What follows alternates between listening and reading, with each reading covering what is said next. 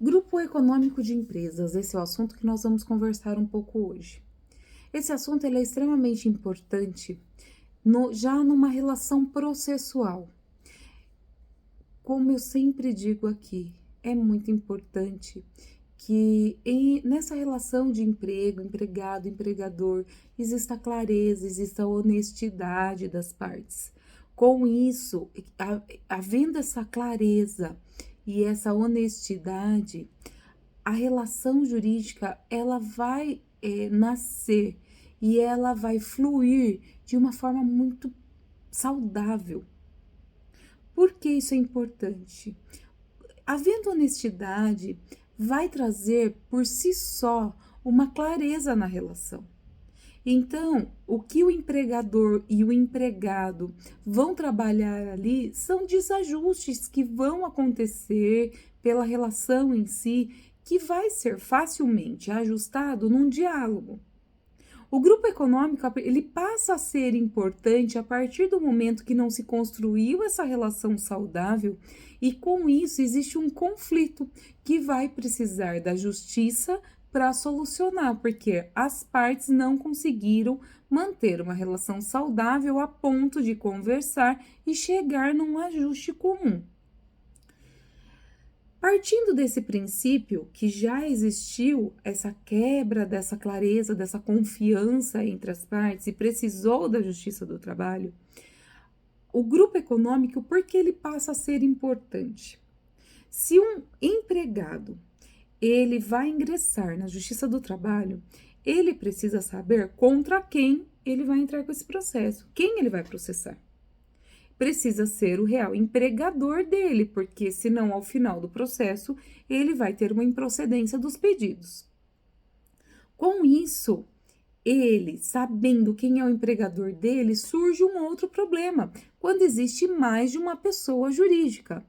Se nós temos mais de uma pessoa jurídica, apenas uma anotou a carteira de trabalho e assinou, figurou ali no contrato de trabalho, existe uma grande dificuldade. Esse funcionário, às vezes, tem conhecimento de que funcionam naquele mesmo endereço, às vezes, mais de uma pessoa jurídica. Muitas vezes pelo próprio documento que circula dentro da empresa. Nesse caso, o funcionário pode ter dúvida: quem eu aciono? Para que se configure grupo econômico, já que o funcionário deve acionar quem de fato contratou ele, quem figura na carteira de trabalho, no contrato de trabalho, para que ele saiba, olha, existe mais de uma pessoa jurídica, eu posso acioná-las também. Vai precisar de uma avaliação detida. Por quê?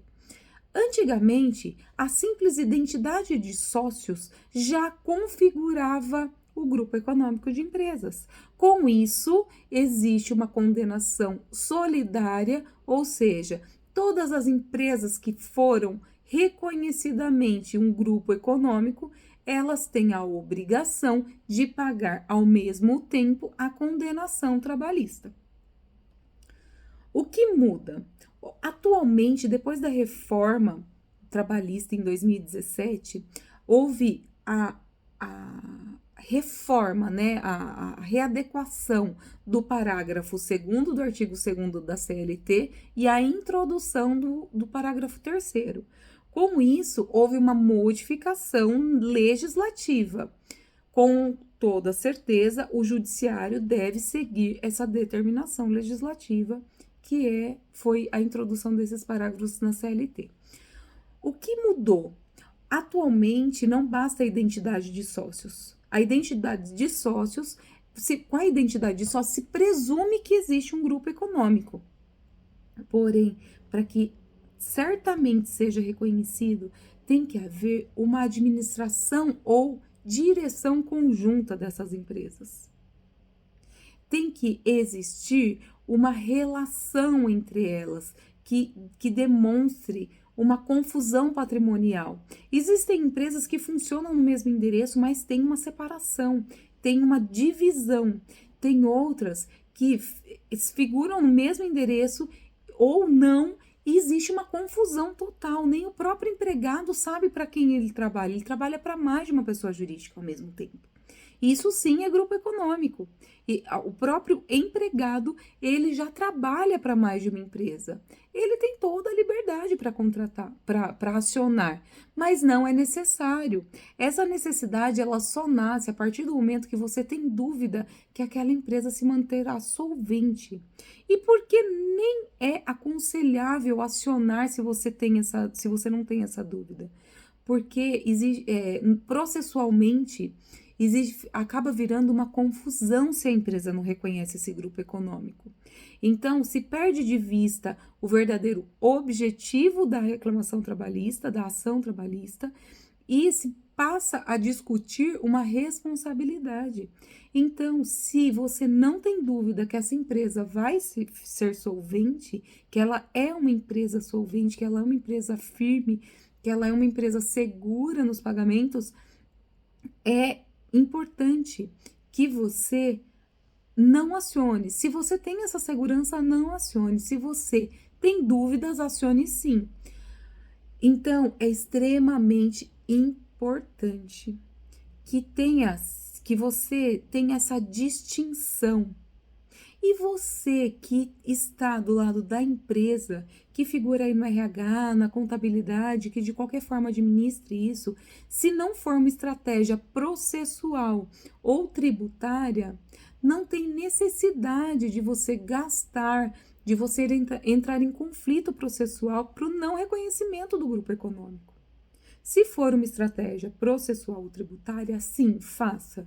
Siga a orientação aí, a estrutura da empresa.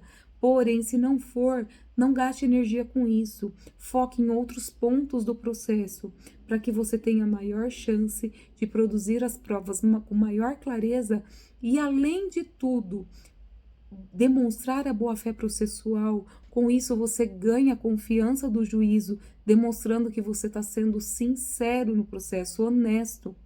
E com isso, as chances de validação de provas, de uma sentença equilibrada aumentam. Quando não existe a boa-fé processual, acaba havendo risco para ambas as partes. Então, se vocês deixaram de ter uma relação equilibrada, empregado-empregador, buscar a justiça é um último meio de solucionar o conflito, mas deixe transparecer a boa-fé processual, acione e limite os pedidos e as alegações ao que verdadeiramente você conhece e você vai garantir os seus direitos, usa apenas para garantir os seus direitos. É isso que tínhamos para tratar hoje. Qualquer dúvida, nós ficamos à disposição.